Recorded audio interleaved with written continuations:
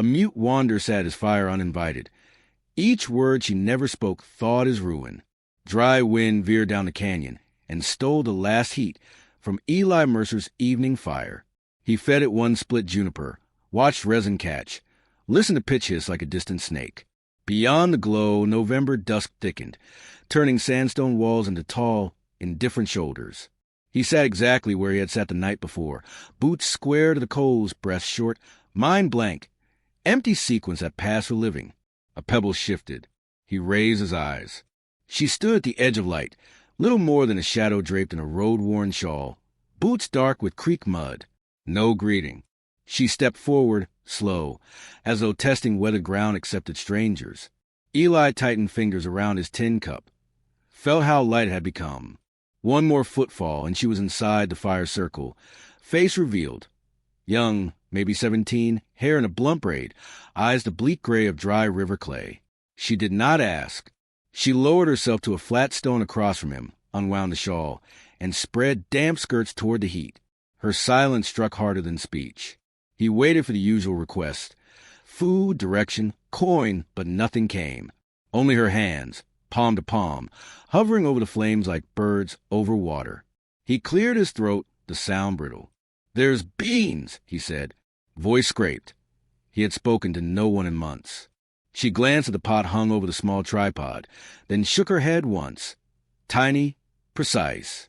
He noticed a strip of pale bark tied to a cord at her neck, chalk stub tucked beneath. A mute, he thought, and some hidden place in him eased. Words could not bruise if none were offered. Night unrolled. Wind slipped between them, flipping sparks skyward. She produced a tin cup from her satchel, filled it at his kettle without awaiting leave, sipped slow. Steam softened her sharp features. Fire-young shadows played across her cheekbones and the faint white scar under her lower lip. Eli battled the urge to speak again. Conversation felt like walking on a broken ankle. Instead, he stared past her at the ravine mouth, where everything went dark. Images of the flood pressed close. The log hitting the cabin wall. Wife's scream lost under roaring water. Son's small hand disappearing. He blinked until only the present flame remained. Across the fire, the girl dipped finger into ash, drew a circle on a bark strip, then held it toward him. Inside the circle, one word appeared chalk white, shaking slightly from uneven grain. Warm. She waited. He gave the faintest nod. She wiped the word with her thumb, leaving a gray smear, then set the bark on a stone, content. Sleep found him slumped against his pack. Sparks pulsed red behind closed lids. More than once he jerked awake, half expecting her gone with his beans and pickaxe. Each time she still sat, eyes open, feeding the fire with fallen twigs, as if a sign to keep both flame and man alive till dawn. Near first light, coyotes chorused. She rose, strode into the scrub, returned with an armful of sagebrush dry enough to burn. Eli stoked embers, grateful but mute. When coffee boiled, he poured 2 cups. She accepted, touched rim to forehead. The closest thing to thanks he had seen. Sun pushed gray from the canyon. He packed his shovel and worn blanket. She lifted her satchel, slung it across narrow shoulders, and waited. He realized she meant to follow, or perhaps he now followed her. The distinction felt heavy and unimportant at once. He pointed up canyon. Gold tailings up there. I sift. She tilted her head, neither assent nor refusal. They started walking. After 50 paces, he looked back. The fire circle, their twin stone seats, last night's ash, already part canyon dust. Yet something different glowed inside his ribs, small as a coal but alive, and he understood the girl had carried it in with her silence, leaving it on the side of the fire without asking, without naming. Eli breathed once, deep, and dust did not scrape his lungs. They followed the dry wash until noon heat glazed every rock. Eli stopped at a seam of gray silt once dumped by men who chased a rumor of gold. He knelt, sifted with a cracked pan. Dust slipped between fingers, left nothing but grit. Each time he emptied the pan, the girl crouched beside him, collecting loose slivers of juniper bark, stacking them like cards. No gold, but her pile of tinder grew. When the sun leaned west, he led her back toward camp. She walked astride behind, never crowding, never lagging. At a bend, she stooped, tugged a flowering stem from the shale, desert primrose, petals white as bone. She tucked it behind her ear, let it ride the rest of the way. Dusk found them at the old fire circle. She built the blaze before he set down his pack, folding tinder, feeding sparks with slow breath. Flame lifted, steady and clean. He thought of merry fussing that his fires always smoked. This one did not. He ladled beans into 2 cups. She ate half, slid the rest toward him. He shook his head. She drew her bark slate. Chalk share, underline it once. He obeyed. Later, while Star settled, she produced a stub of charcoal from somewhere inside her satchel, began sketching on a flat sandstone near the fire. Eli watched as lines formed, a crooked shape he slowly recognized. A river winding through hills, a cabin scratched on the bank, tiny stick figures on the porch. His chest tightened. She glanced up, read the hurt. With her palm, she smeared the cabin into a blur, leaving only the river, then wiped that away too. In its place, she drew a circle, set a dot in the center, pushed the slate toward him. Safe, she wrote beside it. He rose, walked beyond the firelight, fought breath until Star steadied. When he returned, she was coaxing embers into low glow. The drawing stone turned over. Morning. She was already up, rolling deadfall logs to the pit. He helped without comment, hands remembering teamwork as if muscles had stored the steps. After coffee, she lifted a rusted shovel, tapped its blade, pointed to a spot where wind dumped sand against the canyon wall. He shrugged, followed. They dug until the blade hit old tin, his forgotten trunk washed down in the flood, buried in silt. Inside, a water-warped Bible, a child's tin whistle, Mary's sewing tin, dry but dented. His fingers trembled on the lid. The girl rested a hand on the rim, waited. He exhaled, set the trunk in the sun to dry. Days stretched. They dragged driftwood to reinforce the shelter roof. She fitted joints like puzzle pieces, humming, if breath through nostrils can be music. Sweat traced ash on her cheeks, made the primrose droop. Still she worked until shadows lengthened. At dusk, he lit a lantern in the shelter. She opened Mary's sewing tin, laid content on a blanket. Bone buttons, blue thread, a folded scrap of gingham. With careful fingers she threaded a needle, mended a tear at Eli's shoulder while he sat rigid as a post. The sting of remembered domesticity pricked sharper than needle. When she finished, she threaded second line of blue to the hem of her own shawl, knotting in so neat they seemed part of the weave. Outside, coyotes yipped. Eli poured a dram of river-clear shine he hadn't touched in months, hesitated, then slid the tin cup to her. She sniffed, shook her head, pushed it back. He took one sip and stopped. Burn tasted of loss, not warmth. He poured the rest onto ground. The earth drank it without thanks. Night cooled. She spread the gingham scrap on the drawing stone, wrote with chalk, Raven, tapped her chest. A name or a feather, or both. He answered, Eli, though she knew. She underlined both words, drew a small fire between, linked them with an arrow each way. Wind stiffened. Ash swirled upward. She reached into the flames with iron tongs, plucked a glowing coal, set it in a circle of stones near the trunk, the start of the second fire. Twin warmths pulsed. For a breath, the canyon felt less hollow. Before sleep, she removed the wilted primrose, pressed it between pages of the warped Bible, though he had not opened that book since the water took half its words. She closed the cover, patted it, memory stored, not worshipped. In darkness, he woke to rustling. Raven perched by the new fire, charcoal in hand, sketching walls, 2 rectangles, roof intact, smoke rising from chimney, a future cabin drawn on stone. She saw him watching, slid the charcoal his way. He hesitated, then added a crude corral, a tiny figure beside a horse. She nodded approval, softened the edges with her thumb. Dawn shimmered silver. They walked to the riverbank, the real one half-mile east, where water murmured shallow yet loud in Eli's skull. He hadn't stepped near since the flood. Raven knelt first, placed her burned palm close, but not touching the current, eyes closed. A silent truce. She rose, offered the same posture to him. He knelt, water smell rising like ghosts. His breath hitched, but her presence held the edges of the world steady. He extended one finger, let cold thread across skin, did not drown. They returned to camp with pockets of creek stones, smooth, flat. Raven arranged them around the second fire, setting foundations for the cabin of charcoal lines. Eli watched her map tomorrow into today. One stone at a time, grief loosening its choke each time she laid another. That evening, as shadows pooled, she wrote stay on bark, held it out. He did not speak. He simply added a stick to the second fire until its smoke twisted into the dark, like a promise beginning to take shape. The third week carried spring down the canyon in ragged floods. Ice that had slept all winter up in the high cirque broke under sudden sun, spilled into every dry crease, swelling the river from whisper to roar. Eli sensed a change and a restless ache at the back of his skull. Raven felt it first in the ground, crouching often, palm pressed to quivering soil. On a morning glazed with pale mist, they found the water licking a foot higher than the night before.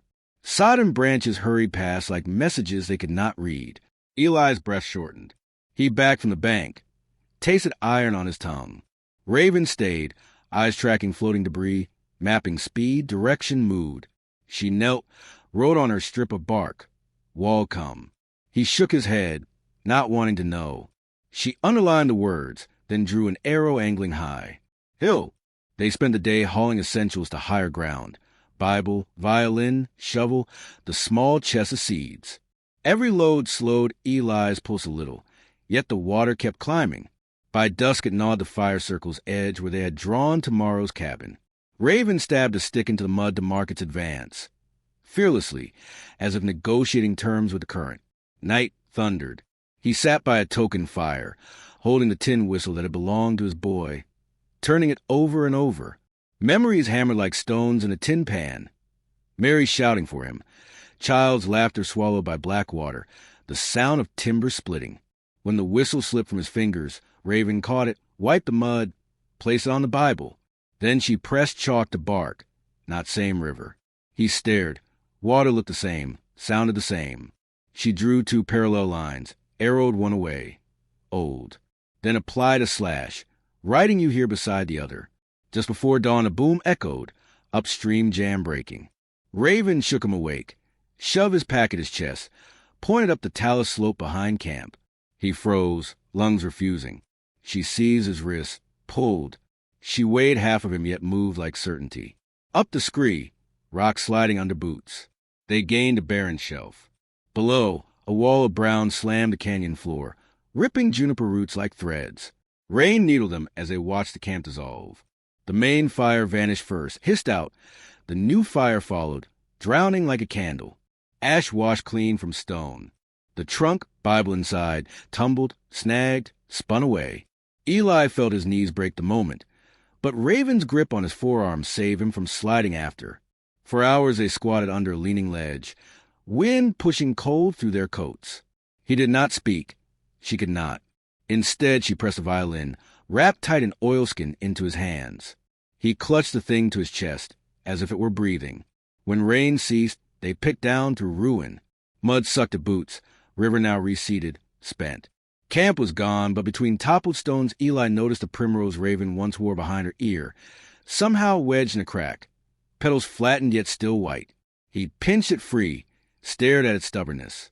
Raven sifted debris until she tugged up the whistle, bent yet whole. She handed it over. He closed fingers, inhaled damp air heavy with rot and birth. They dragged what remained onto a gravel bar. 2 blankets, seed sealed in wax canvas, 1 pan, charred juniper logs. Enough. That evening they lit a new fire on the shelf, closer to stars. Raven carved 3 lines in the sandy soil, 1 long, 2 short. She labeled the long river, 1 short Eli, the other Raven. She drew arrows from each short line curving around the long, paths avoiding water, joining beyond. No words, only map. Eli studied the sketch until his eyes burned. He blew a single soft note on the dented whistle. It wavered uncertain, but carried. Next morning they scouted. Raven climbed chalk cliffs nimble as a lizard, spied a hollow in redstone big enough for a cot and a fire. She chalked roof won't burn on her bark, showed him the hollow, natural smoke hole, dry floor. He nodded, pull steady. 3 days of hauling. Stones for a fire ring, salvage wood for a door, sagebrush for bedding. Eli cut steps in the slope. Raven braced them with wands of willow. She hammered nails with a rock, lips pressed tight against pain each time her scar grazed rough timber. On the fourth evening, they lit a fire inside the hollow. Smoke drew clean. Walls glowed rust orange. Violin varnish reflected flicker like sunrise across a calm lake. Raven unwrapped the instrument. Tuned strings slow, careful. Eli laid seeds near the warmth, letting their coats dry. She played a river song transformed, same melody but lifted a fifth, turning lament into current. Eli closed eyes. He did not see Mary drowning or fracturing. He saw water curling around a stone, passing, shaping, moving on. Raven finished, darkness breathing gentle. She wrote name this place on bark. Handed chalk to him. He hesitated, then wrote Stillwater Rise. She traced the letters with fingertip, etched them into her memory. They slept close to the flames. He woke once to find her sitting cross-legged, staring at the fire, hand resting where the river once scarred her chest. He reached out, laid his palm over hers. Both scars pulsed, hers under skin, his inside ribs. Heartbeat synced, then eased. They slept again. Sun lifted new. Eli stepped outside, looked down at canyon floor where flood had stripped old camp clean, leaving bare earth ready for seeds. His fear sparked, but Raven appeared beside him, pressed a small rock into his palm. White quartz flecked gold. He smiled. Gold he could hold without losing anything. Below, the river moved on, quieter now. Eli inhaled cool air, tasting wet stone and pine buds. He turned to the hollow, smoke trailing from the vent like a ribbon, and knew grief still lived, but it no longer ate. It was simply another mouth beside his, breathing at pace with a silent girl who had sat by his fire without asking and led him here. He tipped his head toward the slope. "Let's plant," he said. Raven answered with a bow of her neck. A yes shaped in silence, then followed him down the new steps toward earth soft enough for roots. The days after the flood ran together like beads on a cord, small, weighty, perfectly shaped by work. They carried river-washed stones to border a garden on the new shelf. Raven pressed each stone into the mud with both palms, sealing the ring. Eli followed, sinking melon seeds into the soft center. When wind kicked dust over their rows, she fetched a scrap of canvas, cut it into strips, and staked the corners, a makeshift awning that fluttered like a sail over tender shoots. Weeks later, green vines sprawled, thick as ropes. Tiny yellow flowers peppered the leaves. Eli caught himself humming while digging a cistern trench, stopped, surprised, and let the tune finish in his throat. Raven heard, met his eyes, and tapped the side of her bark slate twice. Music. He nodded, cheeks warm. They framed a door for Stillwater Rise, using driftwood straightened by sun. Raven carved a small raven feather on the lintel. Eli carved a whistle beneath it. Two marks keeping watch. At dusk she lit a lantern inside. The carved symbols glowed like distant campfires. Summer tipped toward dry heat. Their garden baked by noon, so they rose at dawn. One morning Eli woke to an empty cot. Panic stabbed, memory of Mary gone with the current. He rushed outside and found Raven kneeling in the creek, stacking flat stones into a cairn. Atop she set the primrose, paper thin now, petals bleached by sun. He understood. A grave for what the water took, a marker for what it left. Together they bent, each placed a pebble, then walked away lighter. In late August the first melon ripened. Raven thumped its rind, wrote the day on her slate, sliced it open. Juice ran down their wrists as they ate on the bluff overlooking the old camp, now only sand and scattered willow shoots. Eli laughed at the sweetness, a sound so sudden it startled birds from sage. Raven touched her scarred lip, tracing the curve of a smile she wasn't quite ready to show but felt. Autumn dropped overnight. Aspen leaves rattled like coins, and frost edged the stones. They threshed rye harvested from volunteer stalks along the riverbank. Chaff floated into morning light, settling on Raven's dark braid like gold dust. Eli caught a flake on his fingertip, blew it away, watching it swirl upward instead of sink. One cold evening Raven returned from gathering willow, cheeks red, hands trembling. Inside the hollow she wrote on bark, voice, a question turned toward him. Eli swallowed. Words felt heavy but possible. He spoke of Mary and the boy, the flood, the night soaked in whiskey silence. His voice cracked twice, but Raven waited through every break. When he finished, she pressed her chalk to the bark and drew a single unbroken circle. Inside it she wrote here. He knew she meant both of them in the hollow and the fire between.